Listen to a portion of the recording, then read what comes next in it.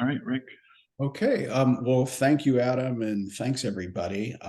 As Adam mentioned, this is really the first meeting, the organizational meeting of the ANC's Public Safety Committee, which Adam Prinzo, who is a commissioner from Woodley Park, and I chair. And my district touches three of the neighborhoods in our ANC: the west part of side of Cleveland Park, the most westerly portion of Woodley Park, and then Massachusetts Avenue Heights. And as you probably know, our ANC operates through various committees, which really, provide I think, a more in-depth forum for review of issues, given the time constraints of ANC meetings, and they allow for more community input and also make recommendations to the ANC, all of which we hope to do here. And the ANC, currently has committees in planning and zoning and environment and transportation and grant making and historic preservation, among other areas. And since public safety in all of its facets, so not just policing, but fire and EMS and the justice system, but then, community response, it doesn't involve law enforcement, is a core function of government. We all felt that it required, more focus from the ANC. So here we are. And, we've heard from a number of residents and businesses over recent months, with concerns about crime in the ANC. And to be sure, we are fortunate that we don't experience the level of violent crime that unfortunately other police districts and police service areas or subdivisions of police districts are experiencing. But crime is up, and in fact, in one of our neighborhoods, it's up about 100% year over year. Adam and I recently attended the community forum that the Cleveland Park Community Association sponsored, which was very useful. And our council member, Matt Fruman, said, even for those who lived in DC during the 80s or the 90s, that it felt different this time. So, this is a forum for community members, constituents, businesses to raise their concerns, but we really hope that it's more than that. It's a way, hopefully, to find practical solutions, both short term and longer term, not only to crime, but to public safety in broader sense, and to emergency preparedness. And I want to thank particularly our colleague Galen Kripke for making emergency preparedness front and center one of this committee's missions. And what we've done, Adam and I, is put together a list tonight of some of the possible topics we'll be getting into at this meeting and future meetings on ways that we can improve responsiveness, enhance planning, and deter crime, among other things. As we again also look at responses, beyond the police and justice department and justice system to forms of crime and other similar issues. So with that, I also wanted to say that this committee will include not only ANC commissioners, but community representatives. And I'll make a request that if those of you who are attending tonight have an interest in rolling up your sleeves and serving as citizen members of this committee, please get in touch with Adam or me, or contact the ANC commissioner for your SMD. Our practice has been to appoint a citizen member from at least each of the SMDs, and Adam and I also hope to have some strong engagement with our community associations and with our business community, particularly in Woodley and in Cleveland Park on Connecticut Avenue. Let me just ask Adam if he has anything to add, and then we will go to our agenda. Sure. Well, thank you, Rick. And for those of you who don't know me, I am Adam Prinzo. I am the ANC Commissioner for 3CO2, which is Woodley Park, the east side, the west side, Connecticut, between Woodley Road and Calvert Street. I am very much looking forward to working with Rick on this issue here in this committee. We've all seen in recent months that DC has faced challenges related to public safety, and it's emphasized the more stronger response from the government in general. And we definitely would like to thank our law enforcement agencies who go out every day and dedicate, for the most part, themselves to safeguarding our communities and making sure that we have a place where we can live and work and play and feel safe. However, the police can't be the end-all be-all of this crisis. I believe it was this week, Mayor Bowser also acknowledged that we're not going to be able to arrest ourselves out of this crisis. So I think, this will be a great opportunity to hear from the various agencies, such as like the Office of Neighborhood Safety and Engagement, who does a lot of work outside of Ward 3 in targeting young people to, try to live a very productive and be right on the right path is, I guess, what the words I was looking for. But, we should also be taking a look at other organizations that are just within, Cleveland Park and Woodley Park, faith-based and other community-based organizations. I'm going to turn it to Robert later on in the meeting, but Robert from Woodley Park Main Street has been doing a lot with DBH and and behavioral health in general. He's been doing Narcan trainings. He's been doing CPR trainings and a lot of, kind of various types of public safety in its own right. But I do think, this is a great way to holistically look at a public safety strategy for not just Woodley Park and Cleveland Park, but hopefully the broader DC area.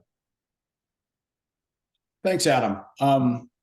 I want to go on with our agenda. And speaking of law enforcement agencies, we're very pleased to have Lieutenant Paul Johnson, who is with us from the 2nd District, the Metropolitan Police Department. And as I think most of you know, their station is on Idaho Avenue, just west of our ANC area.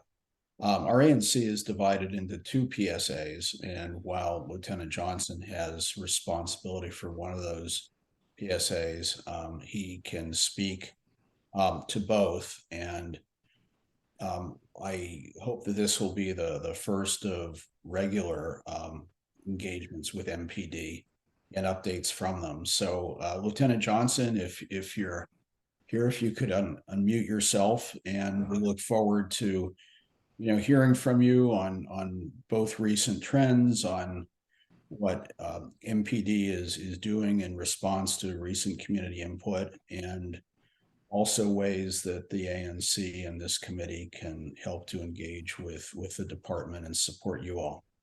Just quickly, are you planning to share your screen, or is there anything I can elevate you to be a co-host? Hello? Yeah, Lieutenant, hi. Hi, how you doing? Can you hear me? Yes, we can, and we can see you. Oh, okay, good. So like you were saying, I'm the lieutenant for PSA 204, which is part of 2C. Also, 2C has 203, Lieutenant Burdette Williams, but she couldn't be here tonight. So I'll try to answer any questions you have about 203. 203 has Cleveland Park area, the northern part of 3C. I have the lower part, the Woodley Park area, and Cathedral Heights also. Yep. So let me give you a quick update about the crime trends in 204 lately. In 204, crime is up. I'm gonna give you the stats from last 30-day snapshot real quick. For example, we had 32 crimes this time last month. This year last month. This year we had 53 crimes. So crimes up, like we have 21 additional crimes same time last year compared to this time this year. We had 2 robberies recently. in Woodley Park area. One on Devonshire. Suspects robbed the guy. There were no guns involved. It was robbery, force, and violence. Then we had one on Connecticut Avenue, 2600 block. This one was an armed robbery. It was 2 suspects involved, and they had weapons, and they took the citizens' property. Both happened that night around 12:30, around the same time at night, around 12:30. The first robbery I mentioned happened on October the 30th, and the second one was November 4th. So those are 2 serious crimes we had. But what's driving our crime up in 204 is thefts, like retail thefts from the CVS and those stores like that. We had 18 last month, this time last month, and at this period we have 37 thefts. So that's what really drove the crime up. And we had 2 burglaries. One of the burglaries occurred at the same establishment at the tobacco place, 2602 Connecticut. They hit that place twice. And that may be an inside job, we're not sure. We're looking into that. But Cleveland Park also had their stats up real quick. I have on my computer. Crime is kind of up in Cleveland Park right now. They had 32 crimes this time last year. In this period, they had 79. And once again, it's thefts that are up. They had 21 thefts for this month last year. And this time we have 63 thefts. And they're mostly retail thefts from CVS and the stores. No burglaries. They had no robberies in Cleveland Park this time frame. And they had 5 vehicles stolen. Most of those like mopeds. They had 1 car stolen, I believe. Yep. So those are the crime stats for 3C for this period. So crime is up. It's mostly theft driven.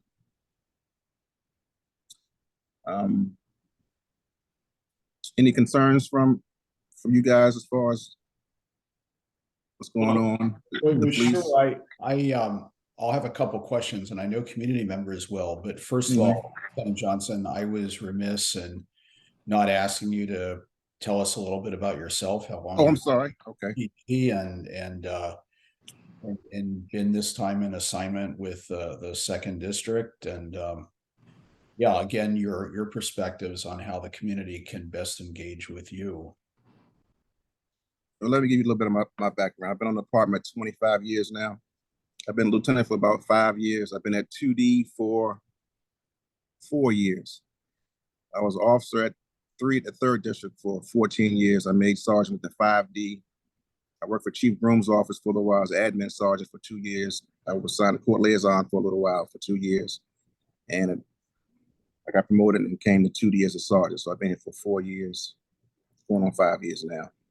And I have 25 years on the department. That's a little bit about me. Other than that. Sure. So one question is, you mentioned how thefts in particular are up, and that is a major driver of the crime statistics. Do you think the statistics are capturing most of the crimes? I mean, when a retailer calls you, I mean, we've heard from the business community at times that it's difficult to get through on 911, and then the response can be delayed, I'm sure, for lots of reasons, including resources. So they don't report everything. Do you have a sense of what crimes they're reporting and what thefts they're not reporting? A lot of crimes go unreported. You're correct. Some stores don't report crime unless go over a certain amount, like CVS under $100 it won't cause it all, but that's $100. And some stores have the same policy. So, and Target. So a lot of thefts go unreported. And also, just theft from all those unreported. People don't get the cars broken into and they don't call us, and they're not captured. So we don't know where to put resources when you don't call the police. So we really need people to call the police so we know where to deploy resources. For example, Target and CVS, we have a crime suppression team. They've been doing retail theft operations in these stores lately.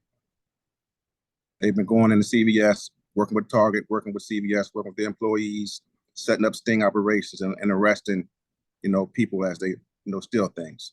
But there are more of us than them. So We have a lot of targets in the second district. We have like 2 targets. We have multiple CVSs, and we have a small group of injured officers that gotta, try to fight these thefts.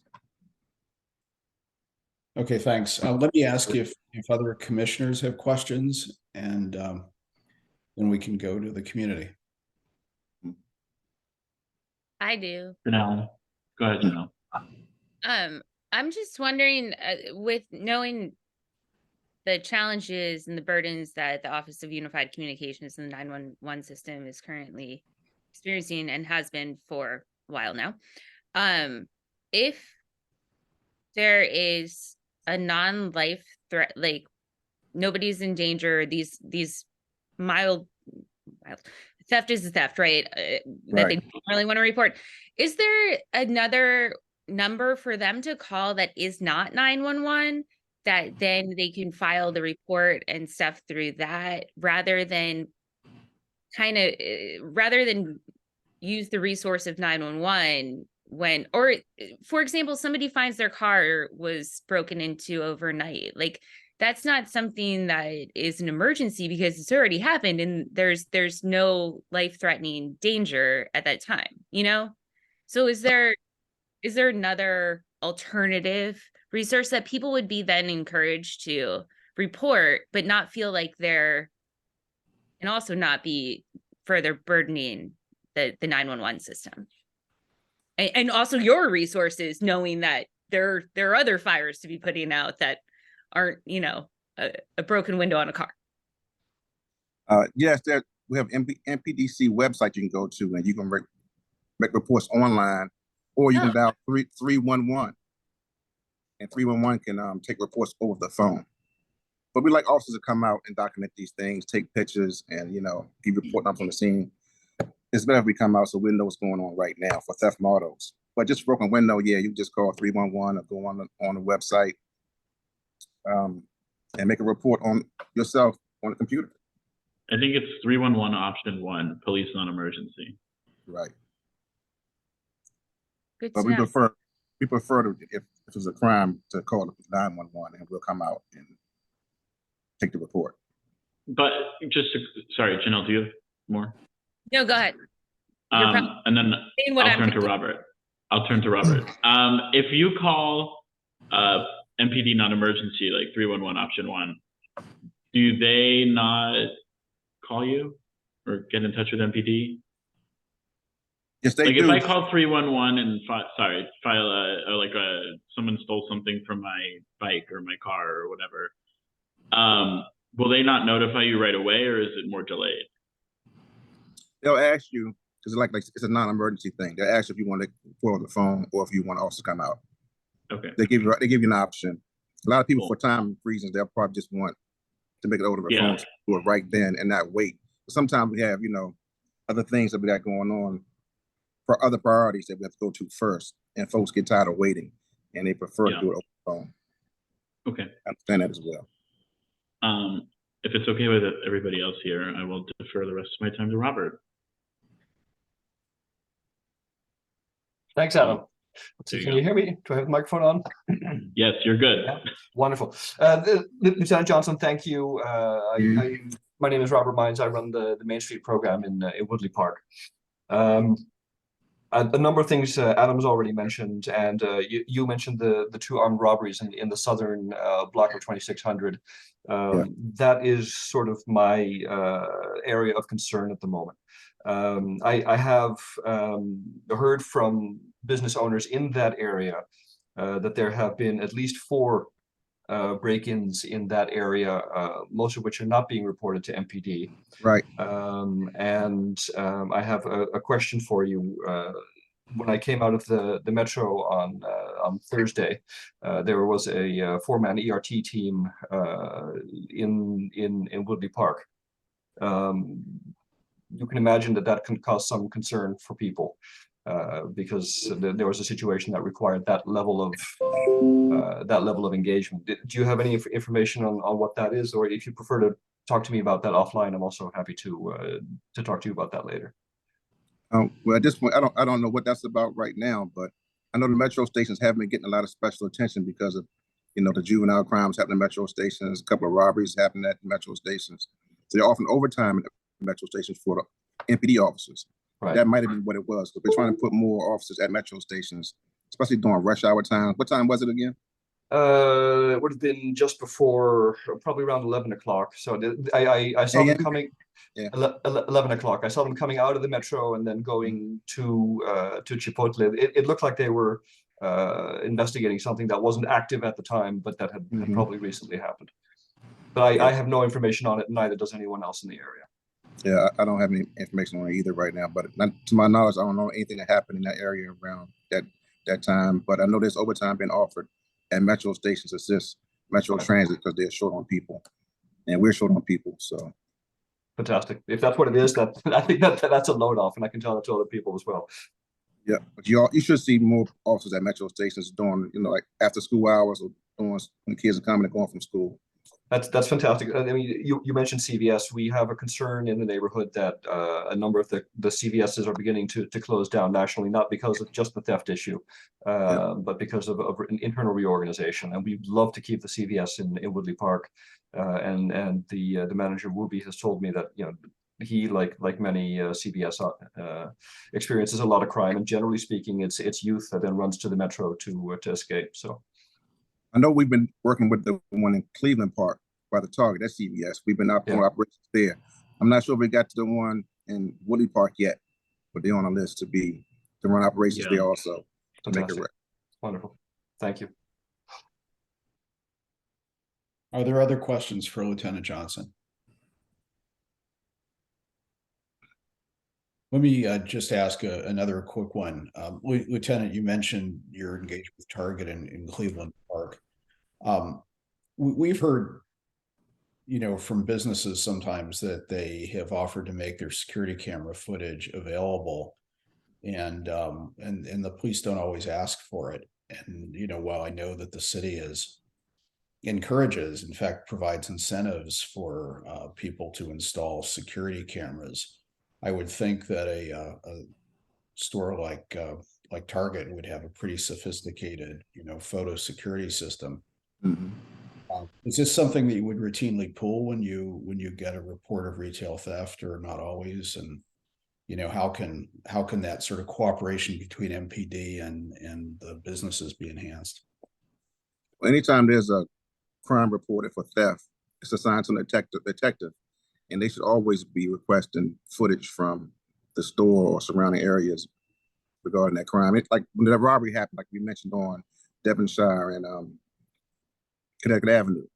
We knock on doors, we ask people if we see cameras, if we can have their footage, and most people cooperate.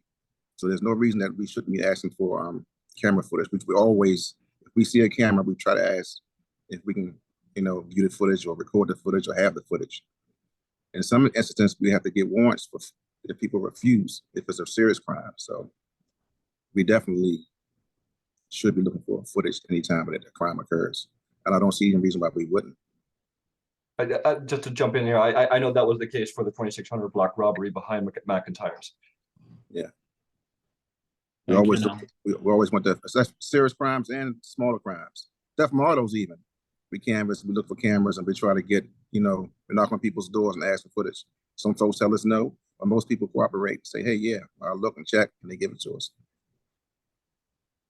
Thanks. We appreciate that. That's cooperation we need from the public, because if you have a camera, even if we pay for your camera, that we can't just take your footage. We have to ask for permission to, you know, please let us, you know, view the footage if you have it. Thanks. Okay, Janelle, you can go. Yeah, I just wanted to say about the camera program and the Devonshire one. Hopefully you guys got the footage from my building at 3100, because we got the cameras using your program, and we got even more cameras than we were originally planning to do because of the rebate program. And we made sure that the angles are really like capturing as much as, you know, the space in the public realm that we can to help with, you know, solving this, and also, you know, just that level of safety in the community. So I'm the biggest raving fan about the camera rebate program, probably, that you'll encounter. So yeah, and some of the folks from that Devonshire building have reached out, and that's one of the things that we recommended that they, you know, look into, but always have, and we also improved the lighting on our building too. Knowing that that's something that also helps with the safety of everyone. So, yeah. And thank you for also going and picking up the footage when it's available to y'all. So appreciate it. Yeah, we go on foot and we actually walk around and try to find every camera that we can when a crime occurs, from the small crime to the you know, the major ones. Kathy? Lieutenant Johnson, thank you for being with us tonight. My question goes to whether MPD tracks or keeps any form of record of calls that you respond to. One of the questions that people have often is, if we see a good bit of police activity, particularly concentrated someplace, maybe there's been some kind of a scuffle on, you know, on the street somewhere, maybe it's been somebody trying to stop somebody from stealing, maybe it's some problem in an apartment building, we don't know. But I think that there was certainly a period when there seemed to be a lot of those calls. And this, I'm talking about calls where there are multiple, you know, police cars involved, maybe 4 to 8 officers, you know, involved. And people do wonder, you know, what are those about? And so I realize you can't release information, you know, that's specific to individuals unless you're actually arresting someone and so forth.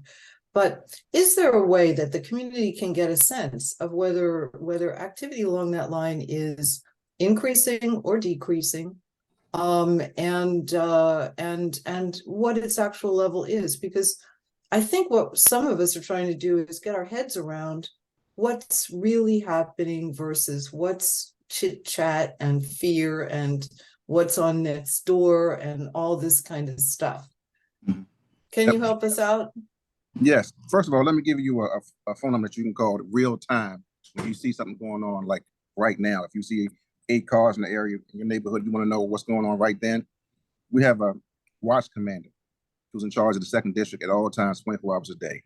This is that a name? Sorry, could you say that again?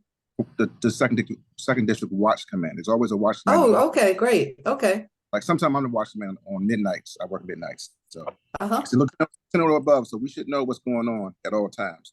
You can call this number to the watch commander phone directly, and we can give you, probably can't tell you specifics, but we can tell you generally what's going on. We can't say, you know, like, let me give you a phone number real quick. It's 202-438-4421. And that's the phone to the watch commander of the 2nd district. And they should have a sense of what's going on real time, right then when it's happening. So you don't have to wait, you know, and try to get something later on. You can call right then. And so much to answer the phone. They don't, they should call you back. That's really super. I know that some of the buildings actually track what kind of call levels they have for, you know, for their particular business or their particular residential building. So they know that for, you know, the last 10 years, it's been this or that per month or something like that. Is there a way that we can actually get a hold of that kind of information as citizens without having to like submit a FOIA request or something like that? Yes, I actually do that for 2929 Connecticut. They have citizen like council there, and they want for their building, and they want monthly stats. And I provide how many crimes took place. Like I just read the crime stats for 204 and 203. I give them like a month snapshot for their building. And we do record every call, and we can get it on computer. It's internal, but I do provide those stats for the building.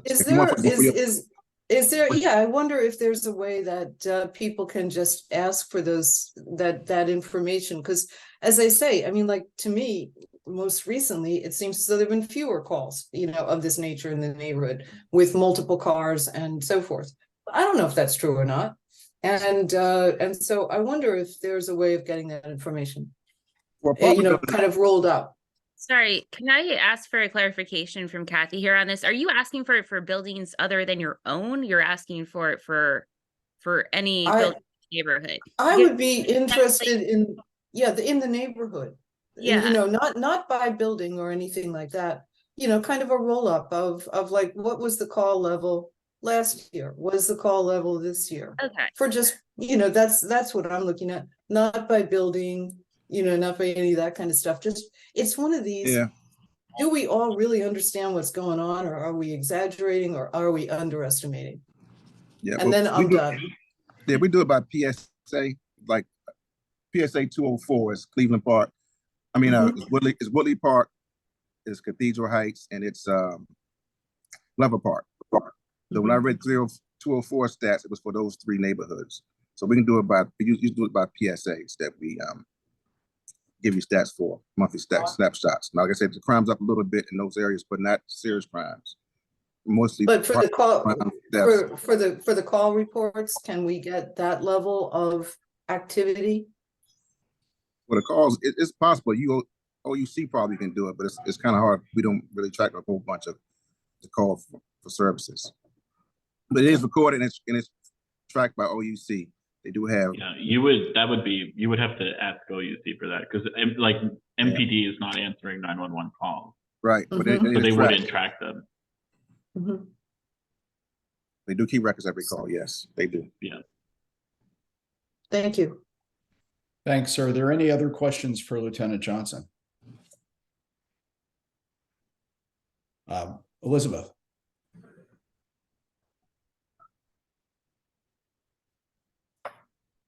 Oh, Elizabeth, Thank you you're very muted. much, Lieutenant Johnson, for being here and for answering our questions. Just Mhm. to help understand a little better, I actually have two questions. When you talk about there are theft reports, can you please just help with the definition of what you consider a theft to be? You know, Okay. at what level or how that works, please? Oh, yes, ma'am. A theft is a property crime. If you Right. steal something from like a store, like from a shelf, not a person. If you steal, if an item is not attached to a person and is stolen, it's a theft.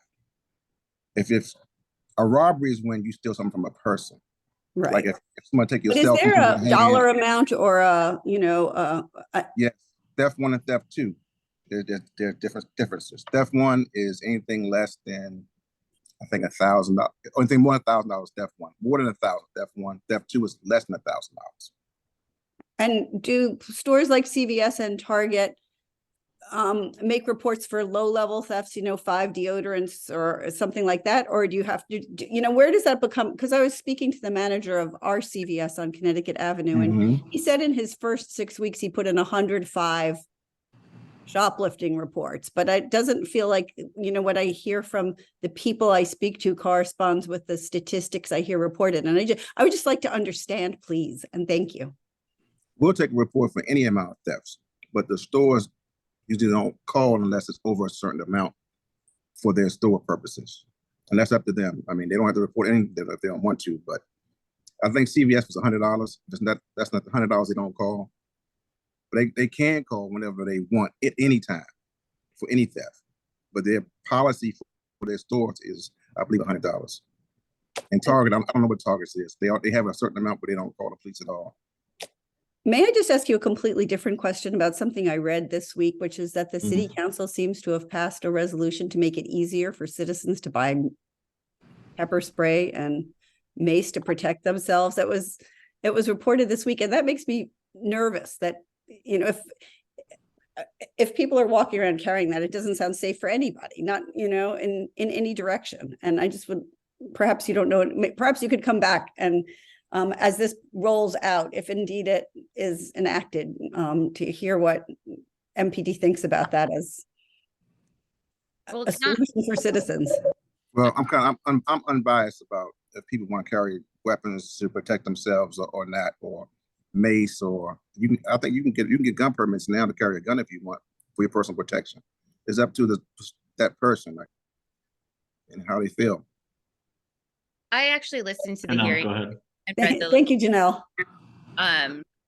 It's always been legal to carry pepper spray in the District of Columbia. It's just that you couldn't get it shipped from like an Amazon, like a retailer, because they needed a license to sell it. And not all the Amazon retailers have the particular license. So this legislation gets rid of that for pepper spray in particular. Right. so you can get it shipped here. So you've always been able to carry it. It's just Right. like I'd get it shipped to my friend's house in Virginia, right? It sounds a little concerning that the city council's considering that as an intervention for population at large. I don't know. I don't know that it's an intervention. No, but as a response to rising statistics. I mean, I would hope that people aren't just going to walk around and start pepper spraying people just because. Thank you. Yeah. I feel like people would have it and they would feel like, I know my sister carries one, I believe she did. I don't know if she still does, but you know, she's a young female out at night. If something were to happen, she has it. Yeah, for personal protection. And that's I've carried it for the past 13 years and never used it once. as long as you carry it responsibly and use it for what it's for, then it's not a bad idea. Okay, if there are no more questions for Lieutenant Johnson, first of all, I wanted to thank you for being here tonight. We look forward to having you or one of your colleagues from either 203 or 04 or both at our next meeting. I think this engagement's been really helpful, and we'll let you get on with the rest of your shift. Just email me anytime, Mr. Nash, and I'll be glad to come on if I'm available. It's no problem. Okay. Thanks for having me. Appreciate it. All right. Thank you. Have a good night, everyone. Thanks. You know, one of the points that Adam and I mentioned is that, you know, we want to ensure that this committee and the ANC is well engaged with our business community. And when, you know, there are chain retailers with deep balance sheets like CVS considering closing, you know, one can only imagine the burden on, you know, franchise businesses and small and independent businesses in our community. I met earlier this week with Cassandra Hetherington, who leads the Cleveland Park Main Street organization, who had some ideas on how we can be partnering with the business community to enhance public safety. And if Robert is still on the call, Robert, I'd be interested in your perspective on, you know, both what businesses in Woodley Park are seeing, how they feel that either MPD and other city resources can better address, you know, their issues. And again, how, from your perspective, you know, the ANC can work on practical solutions with you all. I just want to, before you start, Robert, I want to mention about, this is going to be the Robert fan club for about 1 minute. Robert is exceptional. Robert, every time there is something that needs to be done in terms of anything public safety related, he will email me, he will text me, he will call me, and we will figure it out 9 times out of 10. I'm still, you know, we can't figure out your ERT, but we'll get there. But I also do want to mention, Robert does a lot with, you know, public safety in other senses. Like I mentioned, he does a lot of work with DBH and Narcan training. And what is the thing that you do with the market where you try to get people's hearts to go? I can't think of the word. Yeah, it's a CPR training. It's we have somebody you. from DC Fire and EMS who provides training to the general public. So I do think Robert does a great job at trying to strike a balance here. So Robert, with that, the floor is yours. Well, thanks, Adam. I accept your praise, but I would also, first of all, send it back. I think these are problems that face the entire community, and the only way that we can address this is by getting everyone involved. Because I think that each of us controls a small part of the puzzle, and none of us know enough to address the whole thing. My introduction to Narcan, honestly, the first time I was a little bit skeptical. I didn't know the numbers. I didn't know the issue greatly, and it was because of the Narcan training and realizing that there are more than 100,000 people every year that die from Narcan, and that those numbers are going up. And frankly, that we had a fairly young teenager here in close to where I live in Maryland who got extremely ill in a McDonald's bathroom, and her life was saved by friends of hers who happened to have Narcan with her. You know, that this is an issue that addresses all walks of life, drug users, non-drug users. You know, that's sort of when I got interested in that. My concern in the neighborhood is really what's happening in the southern part of the 2600 block with those unreported crimes. And that's an area of concern. And my other concern is much more minor, honestly. There's a gentleman who is often by the wastebasket in front of Manhattan Market, and every single time that we have a market, for instance, I can see emergency response teams come out at least twice or three times. So I'd like to learn more about how to help the unhoused population specifically, and to see if we can help people like that, both for their sakes and to lessen the impact of city resources. Yeah, then in terms of the business community, the main concern is really, we now have for instance, India Arts and Crafts has put bars on their entrance. The smoke shop next door has been broken into 4 times. The front door has been replaced 4 times. As the lieutenant said, the other smoke shop has been broken into and had ATMs taken twice, once armed. And that's really my main concern, because if that propagates, then we could have an issue. Strangely enough, the plastic awnings seem to be having an effect. So District Kitchen does not have one of those and has an issue with people using drugs on the patio when they're not open. And Maddie's, that just took down their awning, almost immediately had somebody try to break into the Maddie's space, and they've had issues with people trying to sleep on that patio. So apparently, very small barriers have a big effect. But really, the question is, how can we address, or at least how can we mitigate the issues that are happening in that 2600 block?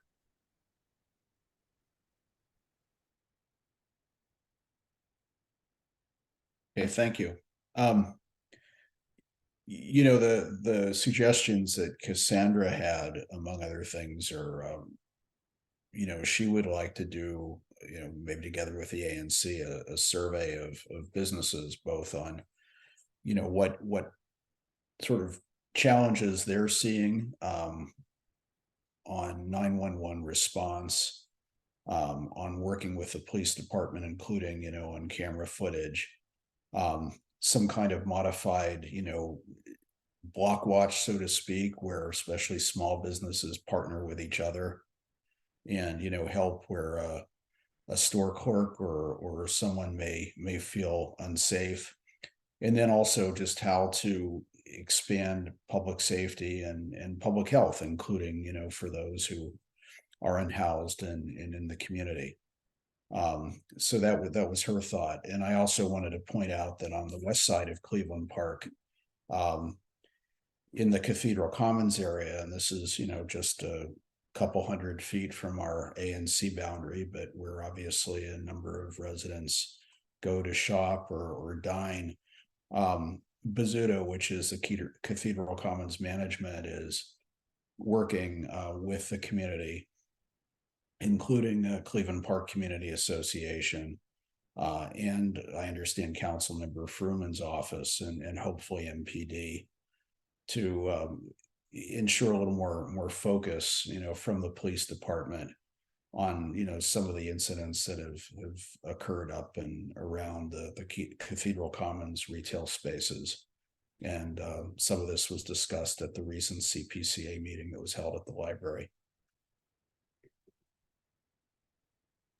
I mentioned. Do you mind if I interject one other piece? Please, yeah, thank you, Robert. So Councilmember Fruman's office has also been working with the Main Street programs to talk about community policing. So we used to have an officer, I think most people knew him, I think his name was Bobby, who would go up and down the corridor, both in Cleveland Park and in Woodley Park. He retired, I think, 2 years ago at this point. And I talked to Commander Bedley when he was commander about reinstating that. And of course, there are budgetary issues which make that impossible. But there are discussions now about the potentiality of raising funds for the Main Street program to hire off-duty police officers that could, at certain times perform a similar function. And I think for a lot of the store owners, just that emotional and mental feeling of somebody being close by who can support is key. So I know a number of people in Woodley Park who have been robbed, either physically assaulted in their stores, or experienced something very similar.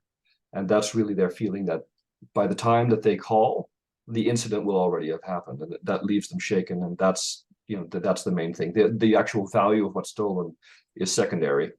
It's the emotional toll that takes on people that really is the main factor. I actually think the Shaw Main Street or Shaw Business Association does something like that. I think they have an off-duty MPD officer who is not armed that kind of patrols the. I don't want to say that's U Street. I don't know what street that is, but it's like where a lot of the Shaw apartments are. I mean, this is an interesting concept, and Robert, I'm sure my colleagues and I would like to work with you and Council Fruman on how something like this can be pursued. But I do think it has to go hand in hand with an official police presence augmentation. So at the CPCA meeting, Councilmember Fruman did state pretty emphatically that he thought it was important to have patrolmen, like the Bobby you mentioned, walking a regular beat, or whether it's on foot or on bicycle in our commercial areas. That kind of regular presence can just be so beneficial, because it's regular eyes and ears. It's a presence that can deter criminal behavior, but it's also someone who gets to know not only the merchants and frequent customers, but as well people who are frequently in the community, often on the street, where other social services can be brought in to help them. And so I do think that off-duty police officers hired by or helped to be funded by Main Streets and things can be helpful, because they provide that additional presence, especially for smaller businesses that, unlike say Giant or Whole Foods, can't hire their own off-duty officers. But I hate to see more police protection privatized. I think it has to go hand in hand with a focused effort by MPD to increase a regular presence by officers on the strip who get to know the community. I couldn't agree with you more. I mean, so Councilmember Fruman did mention that the current class of cadets is actually expanding, and that in future that will filter its way through. I think this is more a stopgap measure. Literally universally, everyone that I've spoken to about Bobby has had rave reviews of his presence. I don't know that anybody has ever told me he stopped something, but simply the psychological effect, exactly as you said, of having somebody there who knows the community and who knows who to call for the issues that, for instance, I may run into or Adam may run into, and we may not know who to call or how to deal with. That's an essential service. If that can be someone on duty, fantastic. If that has to be somebody who is off duty, that's a stopgap. Yeah, or complementary. Commissioner Pagets. I mean, there's also alternatives of what the Office of Neighborhood Safety and Engagement has to offer, with violence interrupters or other professionally trained but not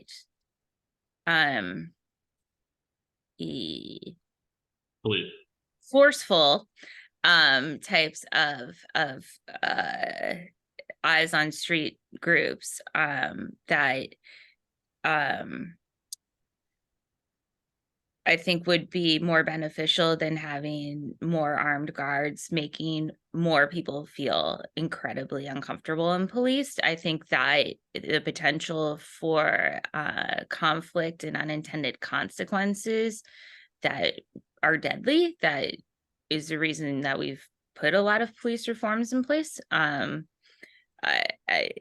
get what folks are saying, but like every time I've watched the police interact with things, unnecessarily tackling someone who's already in handcuffs on the street, and a woman at that, is incredibly traumatizing for me to witness.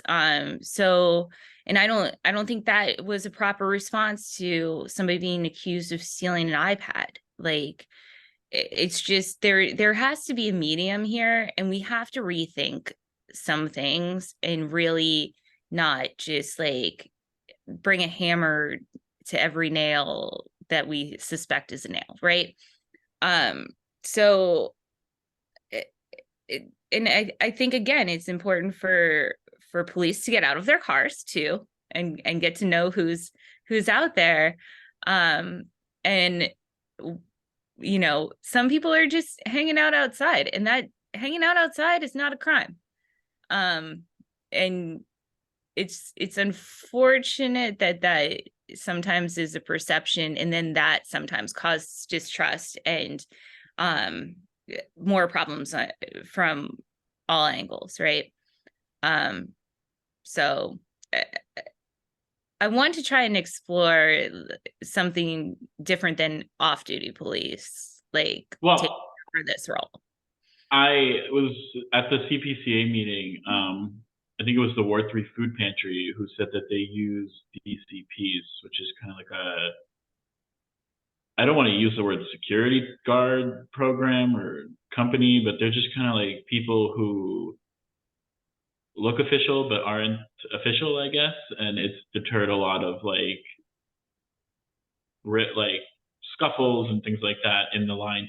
As she mentioned, like people who are in line waiting for their basic necessities because they may or may not be able to afford them. And when it's hot out and when they're in a long line, like tensions can get high. And, so she says that they've been contracting with them, and they are pretty good. I also would like to reiterate Janelle's point that like simply existing in public space is not a crime. I was in the service lane. Actually, I was by the library trying to get a bike at the bike station, and there was no bike. But when one did come, one of the people who, spend a good portion of the day in the service lane approached me, and he was just trying to tell me that he thought I had on a nice jacket. So I just think we need to remember that, it's not always pleasant, but just simply being on the sidewalk is not against the law. Yeah, well, for sure, variety of complementary approaches that are appropriate to the circumstances are needed. And I did want to emphasize that next week at the regular ANC meeting, the Office of Neighborhood Safety and Engagement, ONSE, is making a presentation about their approach and their services, and I would encourage everyone here to try to listen to that. I think that will be a very useful presentation. Elizabeth Frenchie has her hand up. Yes, again, first of all, I think everybody here is coming into it with the best of intentions, which I appreciate very much, because I agree with Janelle that not everybody needs to be policed, but there are also some tricky situations. And I just wanted to recommend, more than I can tell you, the MPD has something called the Police Engagement Academy, where you spend 8 different sessions learning about different parts of MPD, and you get to go all over the city. You get to go to different district headquarters. You get to go out with Harbor Patrol. You get to go to the Office of Unified Communications. So you really understand better what they're dealing with, and also some of the underlying philosophies of the police department. It was a really interesting day to go out to the Cadet Academy and see what was happening there. It was just interesting. And any one of us, without doing that, can go on a ride along. You just ask at the station, can I please go on a ride along? And to spend a few hours with some of the officers in our neighborhood,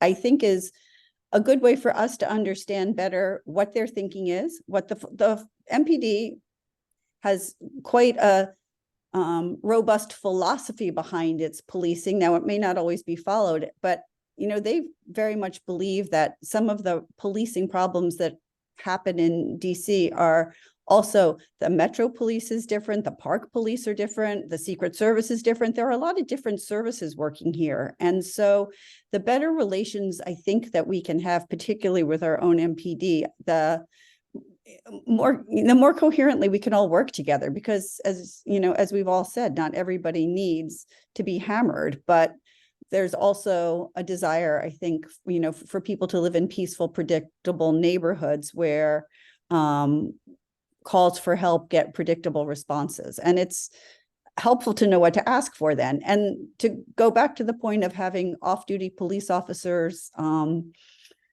at sites, the department is so understaffed right now. Those people are already working overtime. You can't, there's not enough of them. I am not recommending that we want it, but pretend everybody wanted that. They're just, the manpower's not there. You know, people are already working mandatory overtime. They're already being paid. One of the officers that I went on a ride along with was going to stand at the door of a nightclub when his shift was done, because again, his presence was felt by that club to bring order. But, you know, I think that working with businesses, working with fellow citizens to sort of get predictable systems into place to deal with issues is probably the most productive and the least harmful. Anyway, the Police Engagement Academy, and you don't have to go eight weeks in a row. If you skip one, you can go another semester, but you get to also meet people from all over the city and hear about what their experience with policing is and what the problems in their neighborhood are. There were a lot of ANC commissioners when I went. I did the OUC one for about 3 Interesting, weeks. right? It's actually terrifying, but very interesting. Yeah. Yeah. But again, doesn't it change how you consider things? Yeah. Not always positively, but I did, it was interesting. I mean, I couldn't be a 911 call taker, but. Right. But again, if you'd like to work with a system, I think it's helpful to know understand how it agreed. works. And to meet some of the, you know, the people who make it their lives and their careers. They're just very calm people. I couldn't be that calm.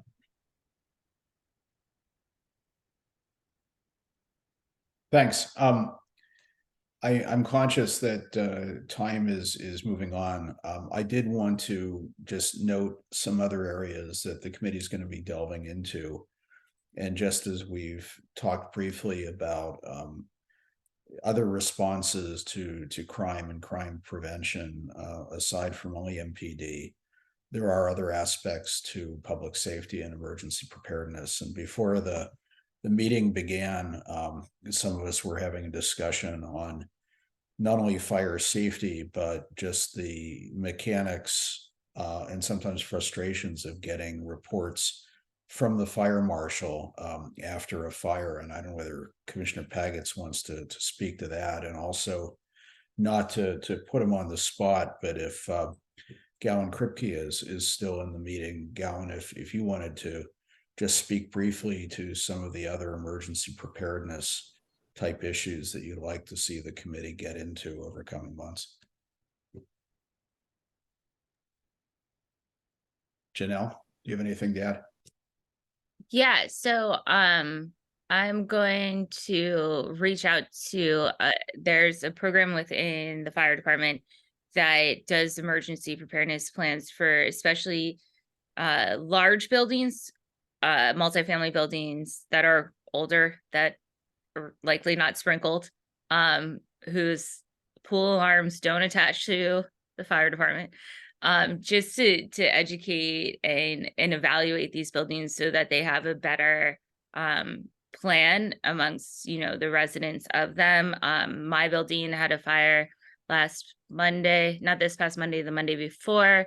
My building is 100 years old. It is not sprinkled. There are 177 units.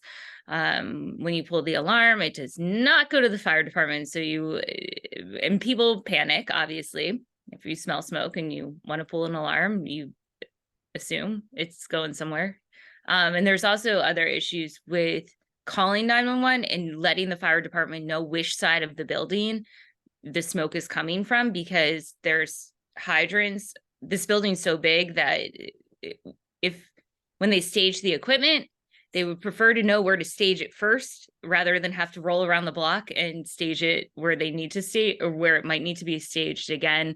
And knowing that a number of buildings in all of our SMDs across 3C are likely in this, and where there's such a multitude of lives that are affected by having this plan in this one building. I think it would be fruitful for the ANC to engage with the fire department to also make their jobs easier when they're responding to these large buildings. And the other thing I want to note is, I know Kathy is, if she's still on here, Gibbons, it would be great to also have a plan to like talk to neighboring buildings. So like when all of my folks were evacuated, I knew I could probably get Kathy on the phone and get the Kennedy Warren's ballroom opened up to like have refuge for my folks.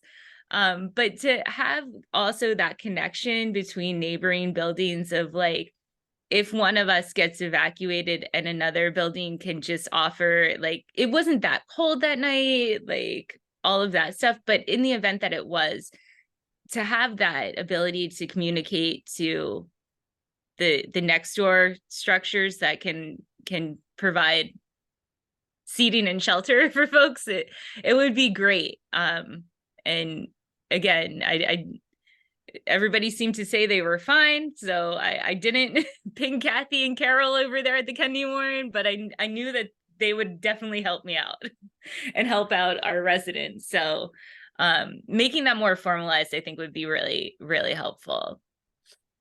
Yeah, that seems important, particularly, I mean, as you point out, there are, many older buildings in the neighborhood, that don't have the, most modern fire monitoring and suppression systems. Some of the larger buildings that have a management company no doubt have their own well-developed plans that smaller buildings may not have, where they don't have that same kind of structure. Maybe there are things that can be shared. I mean, what you point out is a really important issue. I do want to mention too, daylight savings time was a few weeks ago, and for all of you who haven't done so, please check batteries in your smoke detectors, because that's when you're supposed to do that.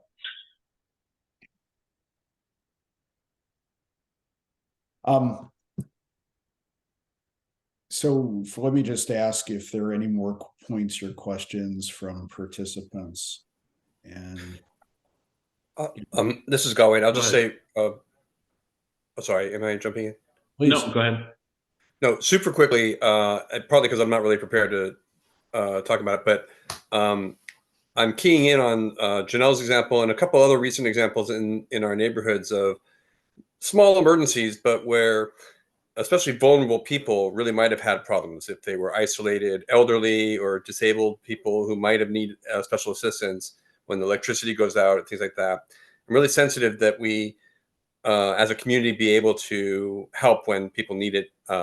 And so that's sort of my motive behind wanting to pay more attention to emergency preparedness. And I don't have a fully formed work plan, but I'd like to come up with some ideas and bring them back to this committee for, number one, just assessing what the state of emergency preparedness is in our community, and then think about ways to improve it, or at least to elaborate it, or at a minimum to socialize emergency preparation and contingencies that people can access when they need them. So so that's my thought about it. Again, I don't have a clear idea yet, but I'd like to come up with some ideas and come back to the committee with them. Thanks very much. Janelle? Yeah, I just wanted to add a shout out to, I did call the mayor's office and community relations, or MOCOR, and because I knew that they are able to gin up the response, including the Red Cross, to come out and have the Red Cross ready to help with anyone who's displaced by a fire. And they did just that. They were on the scene, and the Red Cross was ready and able as soon as the fire department said this unit cannot be inhabited right now. and they were there to help the residents. So in that moment of like panic, I was glad that it wasn't us trying to reverse engineer and like have to wait. They were there and they were ready. And I think, you know, when that stuff happens, like knowing that these are the calls and the people that can bring the resources to the table is essential, rather than, you know, making a bad situation worse by waiting. So shout out to them and the Red Cross too, who were awesome in helping folks find a shelter for that evening. Thanks for pointing that out. Let me just check the roster here. I don't see any more hands up. So we're a bit over time. I did just want to reiterate, this was our organizational meeting, but we are looking for community members to join this panel. At least one or two folks have already reached out to me. I would, really suggest that if you would like to become more engaged in this, and look, if you don't, you can always attend these meetings and engage that way. But if you'd like to become a more regular member, please reach out to Adam or me or to your single member district commissioner. Everyone's names and districts are on the website. I just want to thank everyone who participated tonight, including, representatives from Main Street and Woodley Park and Cleveland Park Community Association and others. I think it was a good discussion. Got some ideas to work on. We're going to try to schedule a meeting on the calendar shortly. I think we're going to target around this time of each month to bring some predictability. It might have to change every now and then, but we'll shoot for a Wednesday around the middle of the month for our meetings. So unless there are any other points or questions, I think we will adjourn. And thank you again. Thank you. Thank you. Thank you. Have a good evening. Thank you very much. Bye.